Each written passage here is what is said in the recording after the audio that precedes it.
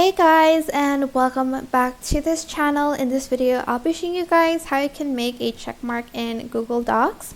So you can do it like a list of things.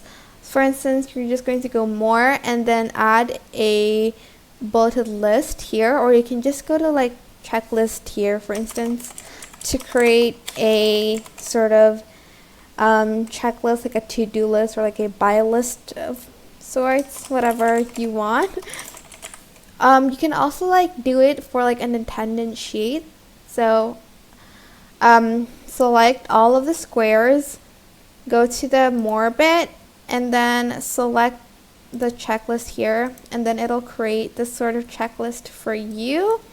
And then you can just like checklist stuff here and like create an attendance sheet here. So that is pretty much it. I hope this tutorial was helpful for you guys. Don't forget to like, comment, share, and also subscribe to this channel if you haven't done that. If you have any questions, just leave it in the comment section down below, and I will try my best to answer it all for you guys. Thank you so much for watching. Bye!